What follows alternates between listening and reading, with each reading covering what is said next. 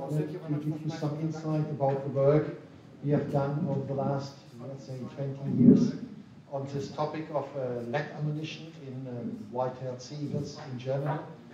And my name is Krone, as Bolek said. I'm veterinarian in Berlin at the Leibniz Institute of Zoo and Wildlife Research. Did my PhD on parasites in birds of prey and then switched to pathology, causes of death, mortality. And because we found that lead intoxication is a severe problem in wildlife, especially in these eagles, we established the toxicology at the Department of Wildlife Diseases. So the talk is lead ammunition, a toxic enemy of life. Lead has been known for hundreds, thousands of years as heavy metal and is still used. And we are still exposed to lead. And this is what my talk is about. And we are using the white-tailed seagull as an indicator species about this problem. Here on this slide, you see 6 projectiles, rifle ammunition, half cuts.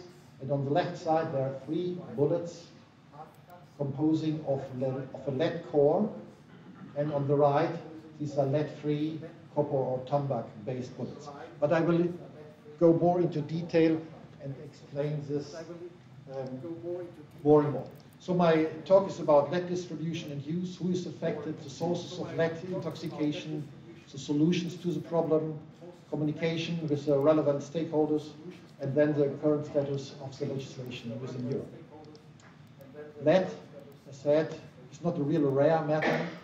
It's mainly found as galena, as an ore, so it's in the earth crust, and it's also found as bolongerite, for example, or andesitite, and often found in combination with sulfides or in conjunction with lead in gold mining. There are several significant deposits worldwide, like in Australia, in Mexico, but also in Russia. And the global production of lead is estimated to be 10 million tons per year. And it's important to know that 50% of this 10 million tons are recycled lead, and this lead comes from batteries, mainly batteries used in cars. So lead has been used, probably it's the first metal which has been used by humankind because it's easy to work with. It has been used as opacifier and colorant for glazes and glasses. It is also been used as pigment in cosmetics, 4000 before Christ. It's a byproduct of mining, such as silver, as I said before. And cooking utensils have been made of lead, and lead piping was the mainstay of the water distribution system in the Roman Empire. And some archaeologists and scientists think that because the Romans have produced supper, which is a syrup made of sweet fruits boiled in lead vessels, they intoxicated themselves. And there's some bodies remains, bones have been analyzed for lead, and the Romans had much higher concentrations than their slaves, which didn't come into contact to this very sweet syrup.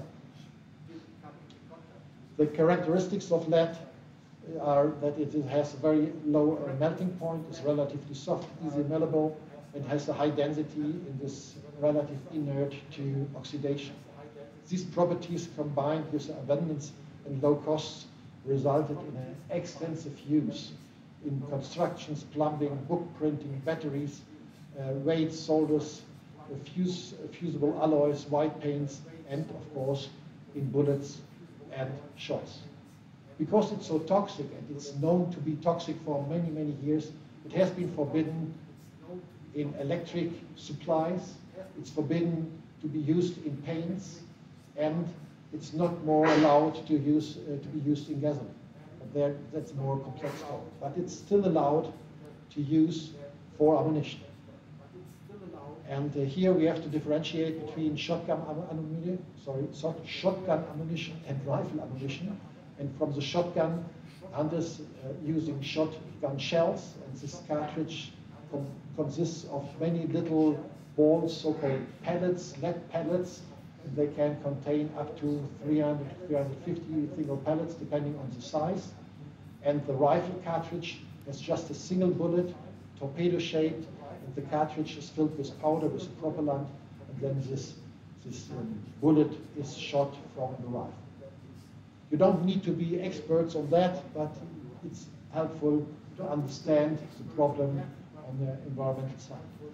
So this is what it looks like when you open such a cartridge from a shotgun shell. And what is the relevance? Who is affected from using these ammunition types?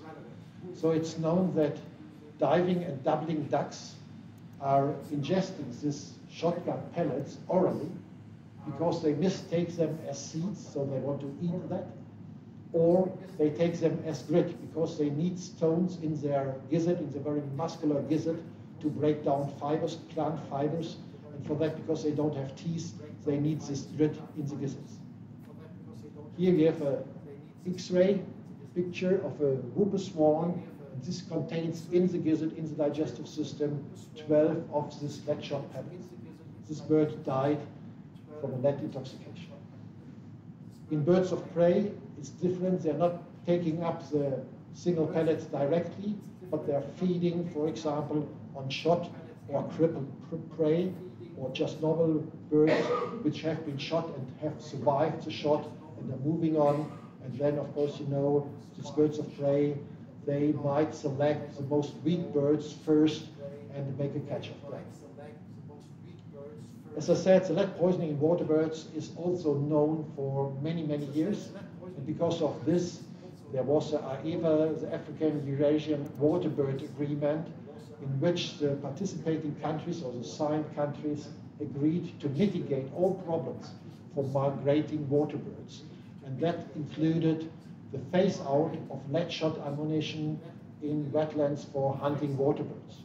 Because when you hunt water bird there, you're shooting this high amount of lead shot pellets into the environment. They're sitting on the ground in shallow waters, for example, and then they're taken up by the birds. And of course, this is the lead shot pellets not only end up in water birds, depending on the small game hunting. Lead shot pellets are used for shooting pigeons, rabbits, hares, ducks, but also pheasants. And this is a cover illustration from proceedings in Oxford held in 2014. So there in the UK, pheasants are typical small game, and they are shot, and pellets are falling to the ground, ingested in this case by a whooper swan, or the common buzzard is feeding on a pheasant which has not been retrieved by the hunters. And of course, the third way is that the pheasants are ending on the table of the hunter's family, and the humans might ingest these lead pellets or fragments of the pellets together with the game meat. What is the relevance of shot in European wetlands? This is a study published by Rafael Mateo from Spain, and you see in the left upper corner the amount of shots found per square meter wetland. So this is, for example, the Ebro Delta in south of Spain, and there is very intensive water bird hunting going on, or it's forbidden to use lead shot ammunition there, but it occurred in the past. They found more than 300 little lead shot pellets in the mud in this wetlands. And depending where you look, in areas with intensive hunting, you found different amounts of these lead shot pellets in the ground. Regarding the birds, there's a prevalence of lead shot ingested, so orally taken up in the mallards, also again in the Ebro Delta, in the UK, in France, in Denmark, and in Italy, and some other countries. There are not studies from all countries, but there are enough studies to show that this is a relevant problem in Europe. And when comparing numbers from the US and Europe, here in the US more than 170,000 water birds, in Europe more than 75,000 birds have been scanned, examined for lead shot in the gizzards, and the birds mostly affected is the pochard or the red hat, as shown here in the photo, and the northern pintail. These are the most affected birds in Europe, and when you're looking in the more endangered species, then you see there's a strong correlation between population decline and the number of shots ingested by these birds. This is a publication by David Payne from 2019. It's not just the water birds which are affected, but there are other birds which are ingesting these pellets, mistaken as seeds or as stones to break down the fibers as grit. And you see here it's a common raven, it's a chuka, grey partridge, feather, and wild turkey.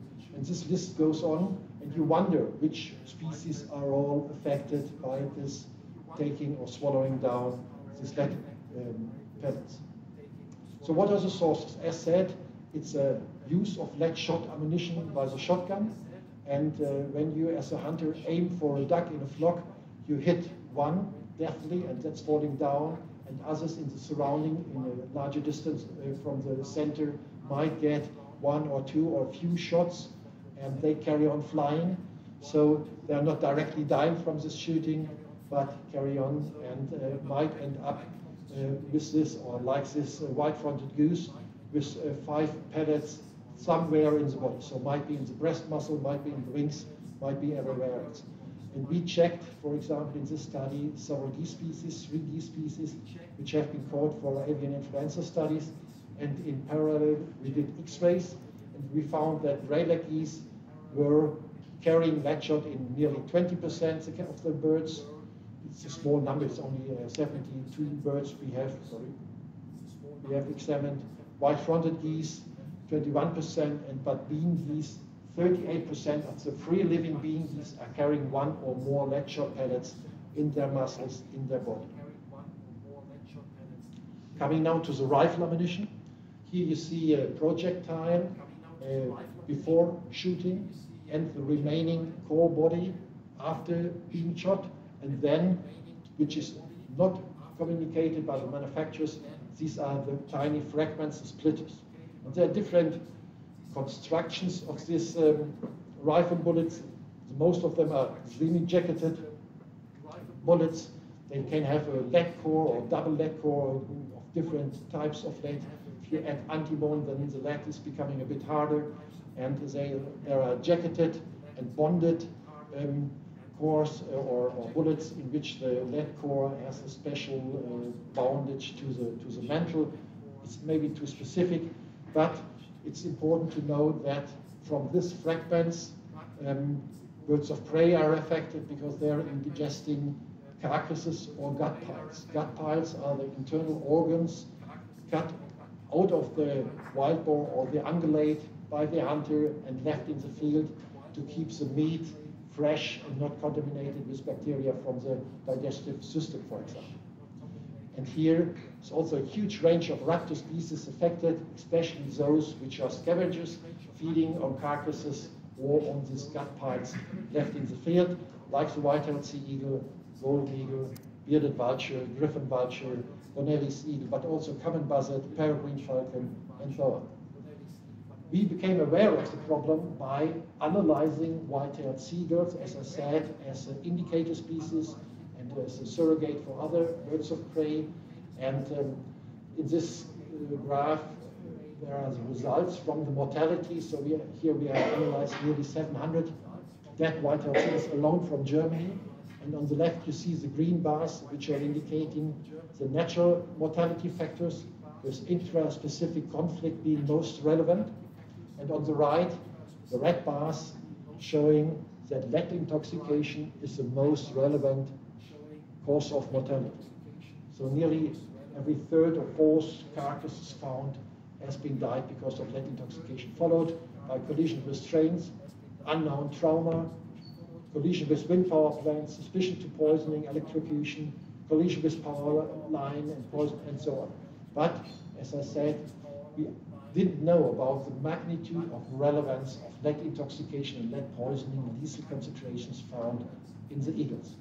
We did not just analyze the white-tailed seagull, but also other bird of prey species frequently occurring or breeding in Germany, like the osprey, honey buzzard, red kite, and so on.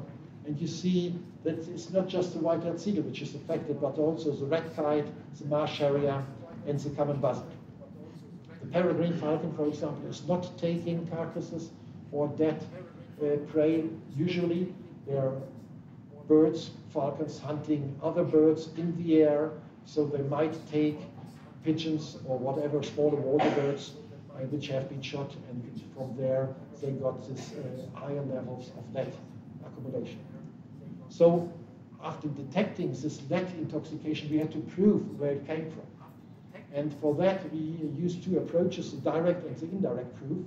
And in the direct proof, we were able to show that organ alterations are not really pathognomic, but typical for lead intoxication. I will show you later what they look like. We identified fragments from ammunition in the digestive system of birds of prey. We analyzed internal organs like the liver and kidney, but also bones and brain from birds of prey for concentrations of lead. And we used known data published on feeding experiments in bald eagles to see the effect of lead on these birds. And we have the indirect proofs like the contamination of potential prey, the preclusion of lead accumulation in other prey types, and the low burden in food specialists like the hospital. So once we receive carcasses to our institute, we do a high standard veterinary necropsy in these birds. Every bird undergoes an X-ray, and in a few cases we use a computer tomography to do a full body scan, and then we do the necropsy and do measurements and so on, and take out the organs to process them further. And when taking out the organs, we judge the condition of the organs. And of course, this is wildlife. They're not all fresh.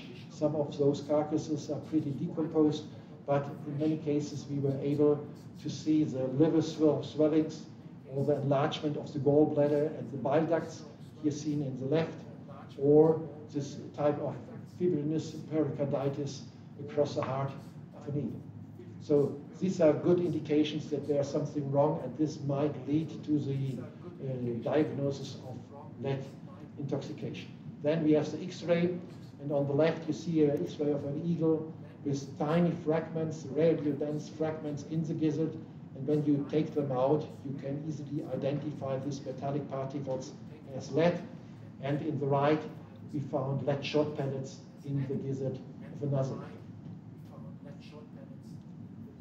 After extracting those fragments, we analyzed them by electron microscopy and the XRF element analysis, and found that most of these particles consist of lead, few of iron, and very few of copper or tombak.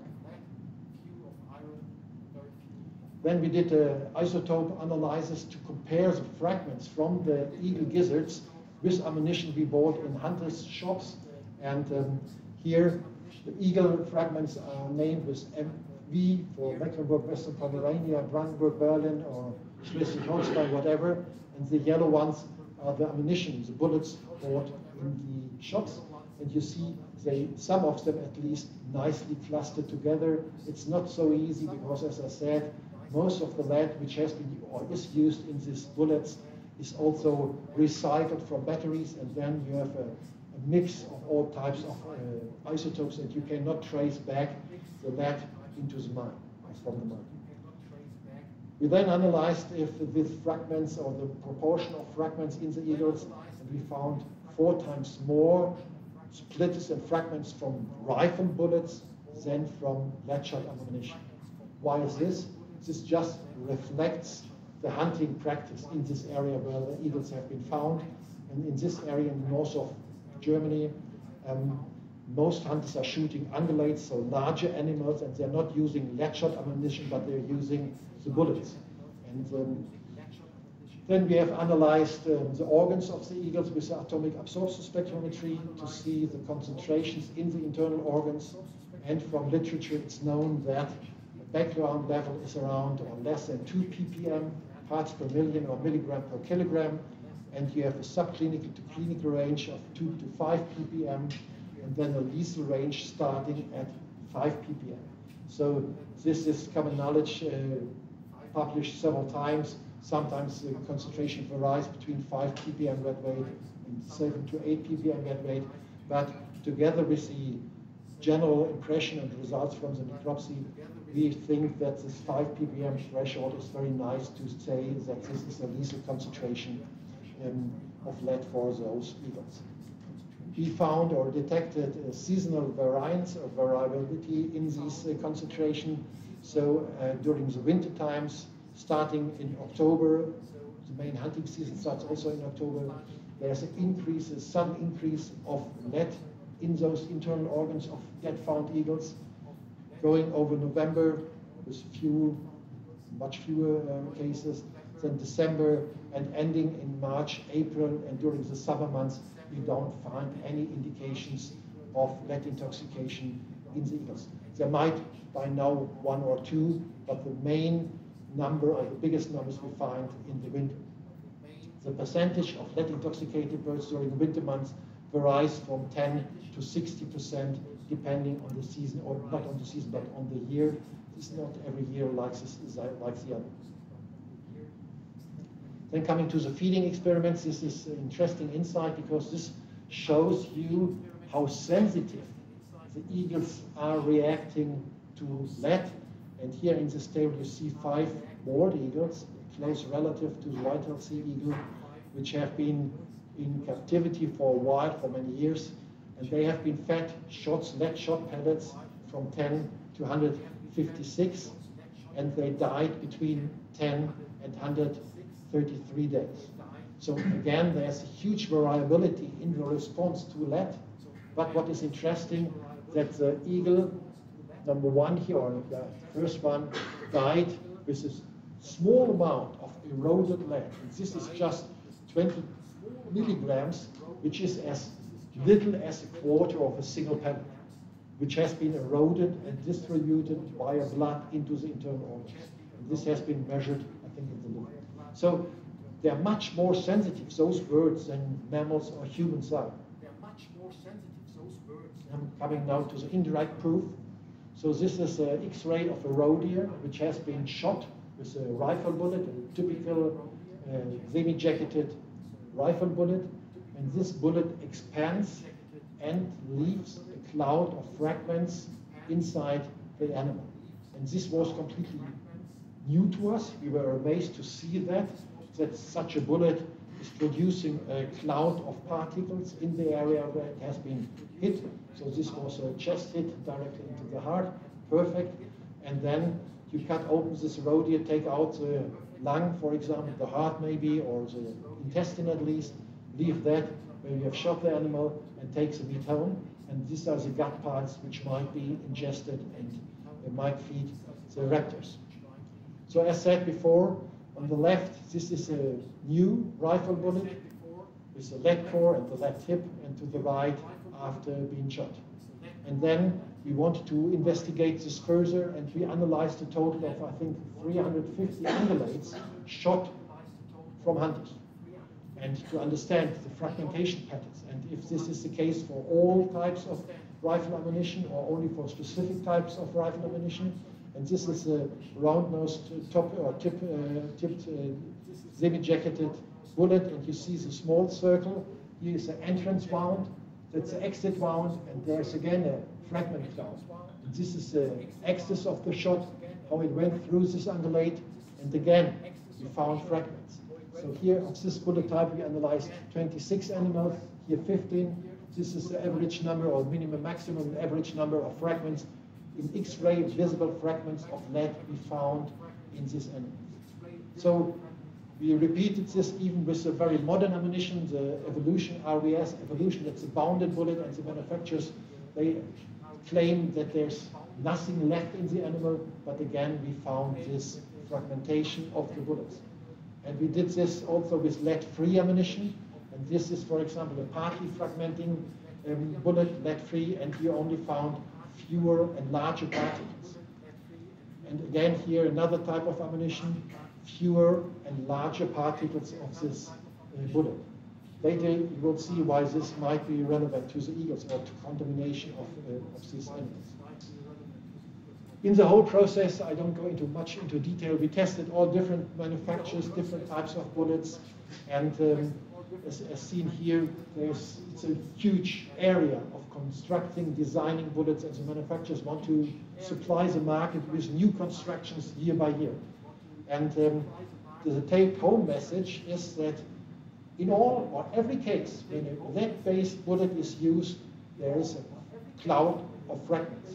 So in 100% of these typical bullets, there's not a bullet producing no fragments. But in the lead-free bullets, you have deforming and partly fragmenting bullets, and in the deforming bullets, you don't have a single fragment left in most of the cases. So we tested here, for example, the Barnes XLC and Labua naturalis bullets in 122 animals and didn't find a single fragment. Doesn't mean that there might be a fragment, but in most cases we didn't. And then there's another source for the eagles, like this shot but living water birds, like the geese. But also there's carnivore hunting, like this red fox in the left upper corner shot with lead shot pellets and right with a bullet. And again, in this bullet shot fox, you see also, here's the remaining body of this ammunition type, the bullet, and here is a fragment cloud of particles. We looked for data from fish because hunters and other stakeholders claim that the fish is contaminated with lead in Germany, and the eagles are taking up the fish and get accumulated or get contaminated with lead, but the fish is not contaminated with lead, so we could exclude the fish from this example. And as I said, some food specialists like the osprey, which is feeding nearly 100% on fish, had the lowest values of lead. So fish can't be a source for lead intoxication. Coming now a bit to the toxicokinetics and pathology of lead. So it is known, it is neurotoxic, it's impairment of neurotransmission, body coordination, it leads to blindness in the birds. It has an effect on the respiratory tract, and blood forming system. It replaces the iron, so the birds cannot breathe. They are breathing but cannot saturate the red blood cells with oxygen. It's a real cruel way of dying, I'll show you later. And the digestive system is also affected by lead accumulation. We don't understand all mechanisms of lead in the body, but we know that lead is absorbed like calcium, like the calcium ion, and we know that lead is replacing calcium in the synaptotagmin protein, which is responsible for the fusion of the neurovesicle with the membrane to release the neurotransmitter. So this is blocked by lead. Here, I don't know if I can start it from here. No. Somebody needs to push. Just you need to start on the screen. It's not a touch screen.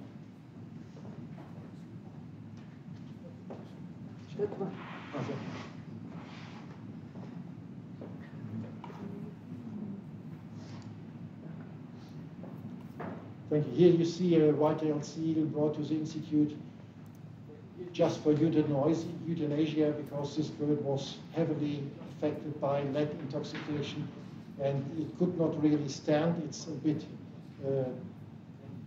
shaky, it's nervous, and this is why it is standing, otherwise it would lie down all the time, and it cannot really react to external features. It's really sad to see that, so we can skip this probably. So it's tumbling. In the next video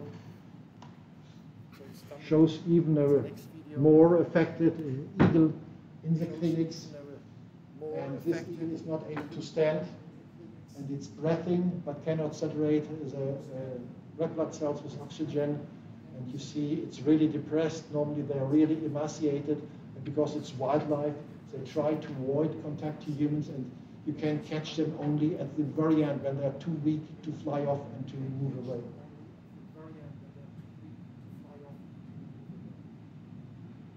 So this bird was also euthanized. I don't want to go too much into detail into the kinetics regarding the uptake of lead. We just need to understand if the eagles are feeding on carcasses or birds and they take up a sufficient amount of lead, then they are dying within a few days, 2-3 days, and they're dead.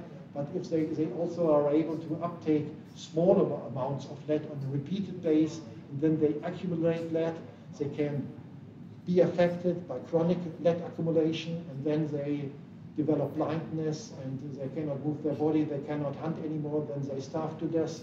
Or, which also happens, they just consume small amounts of lead, and this lead is processed, not really processed, but moved into the body, into the blood, into the organs, and then finally into the bones, because bones are the lifetime deposit for lead, and then they survive this, and you can track the lead exposure, lifetime lead exposure later in the bones. What is the effect on the population of white-tailed seagulls? Just because of this additive mortality from lead, we have a delay in population saturation of an estimated 15 years. So luckily enough, the white-tailed seagull can cope with this additional mortality. It's just a shift in this population saturation. That means the carrying capacity of the habitats in Germany. And this graph shows the correlation between age and lead in bones. And there's a significant correlation, of course, as they are older, they're accumulating more lead. But what is really interesting here is that this is the area where no concentration, or very little concentration of lead has been diagnosed in the liver, but high amounts of lead in the bones. Those are birds which survived the lead uptake and are displaying high concentrations in the bones over the time. And these are around 30% of the eagles we have seen. So 30% are dying directly from lead, and another 30% have faced lead during their life, sometimes to clinical or at least subclinical levels. Coming to the solutions, it's pretty easy. Without access to contaminated food, there wouldn't be any lead intoxication. So that would mean to remove the viscera from the field, or not shooting water birds with lead shot ammunition, and the carnivore control should stop.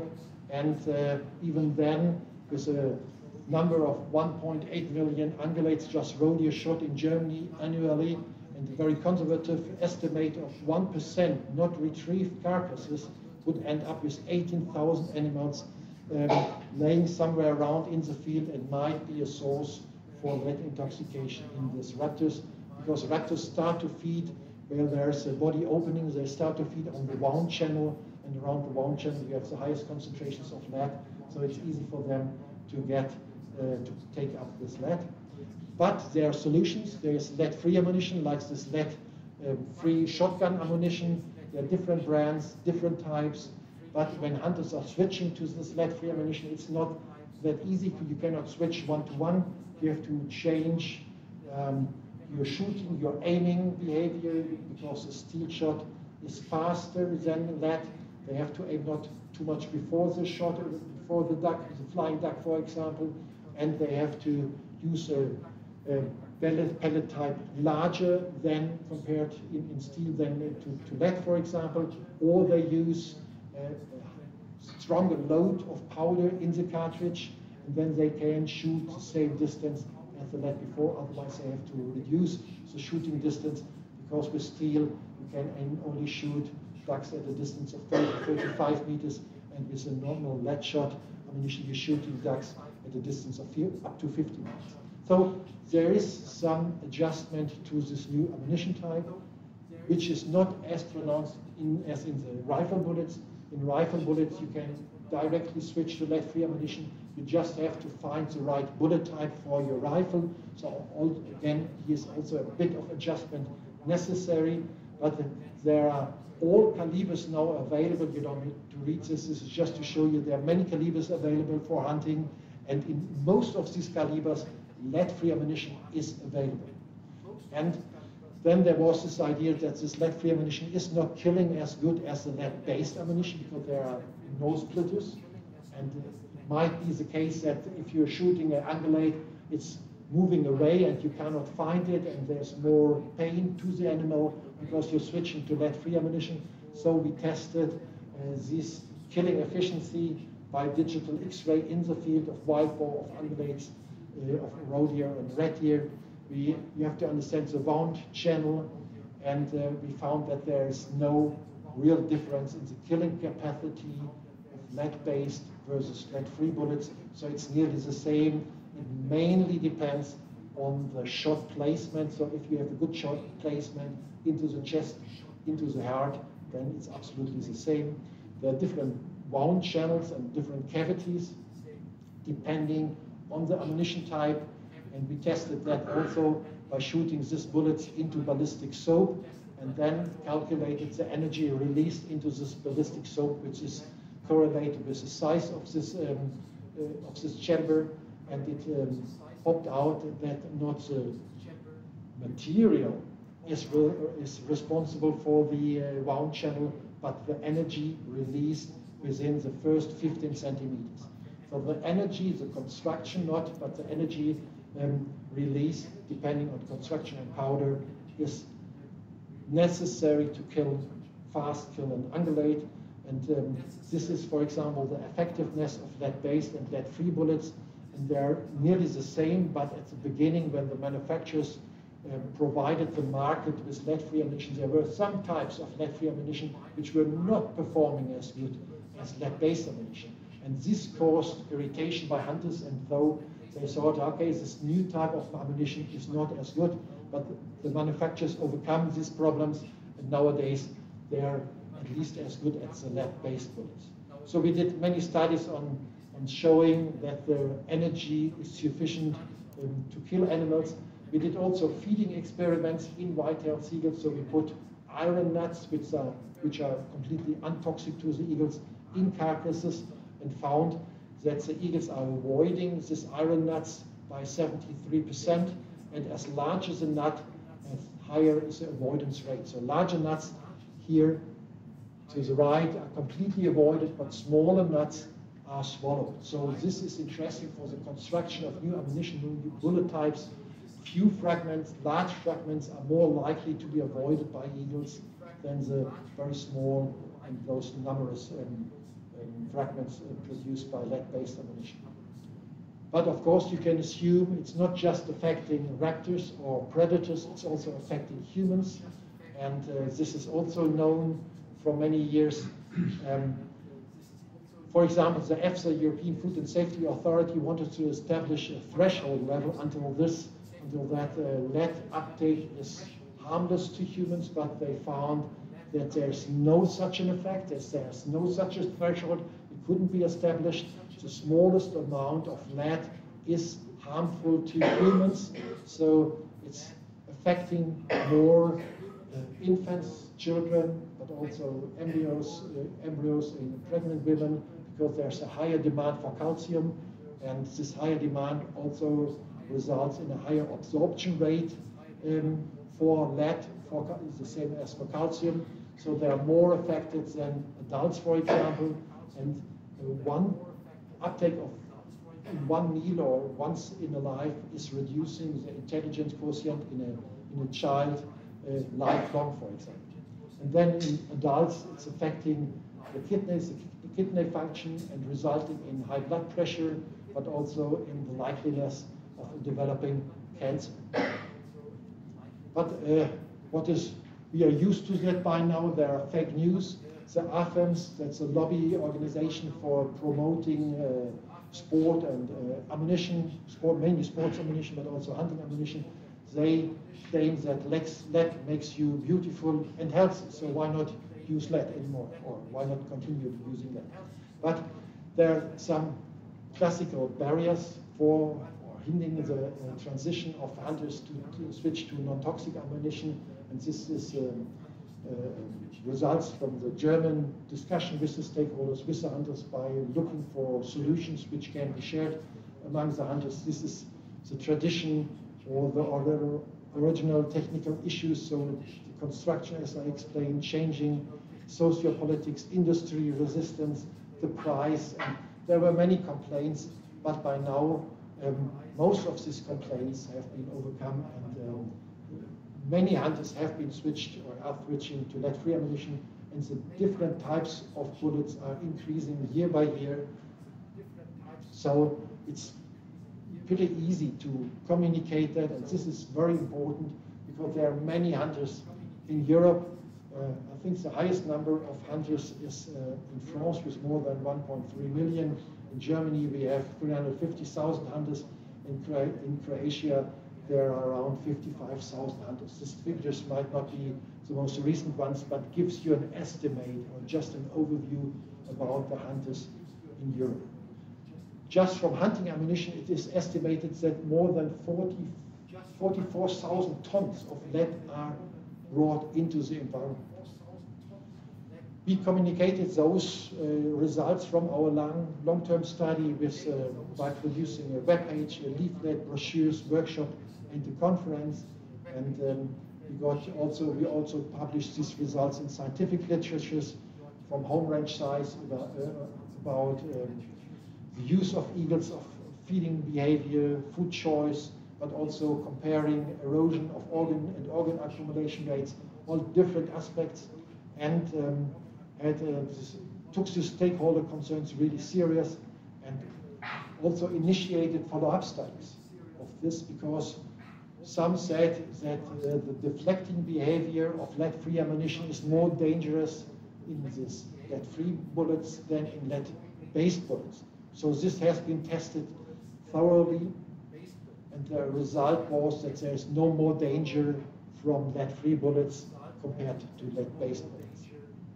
Then we tested, not we, but another institution, the University of Eberswalde, tested the suitability of lead-free bullets under real hunting conditions, and they questioned more than 11,000 hunters and asked for the performance of lead-free ammunition, and also tested their energy release. So these are mainly the results from this study. And then, of course, consumers' aspects when eating game meat during, I don't know, Christmas or main hunting season. And there is a threat for intensive consumers to have a higher load of lead than people who are rarely or never eating game meat. This is the way of lead drawn from a Scandinavian hunter when they are shooting water birds or moose, for example, and this lead is ending up in eagles, in foxes, or in humans, and that's what I have shown already before.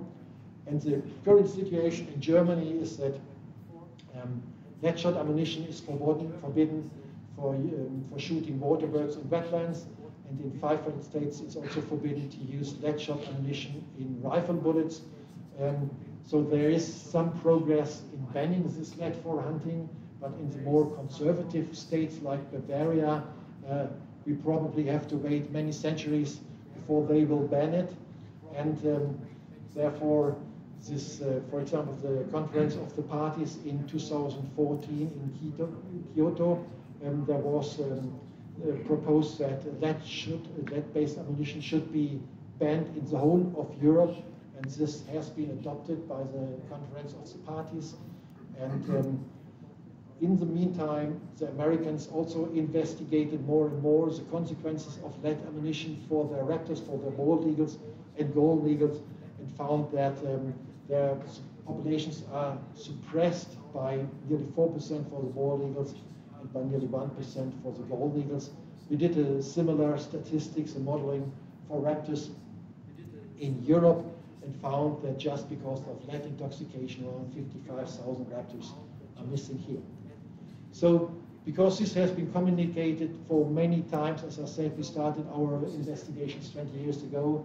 Others have investigated the same problem in the UK, in the US, in Japan. The Spanish investigated these problems, and because of that, the European Chemical Agency proposed as a restriction on lead shot ammunition in 2017.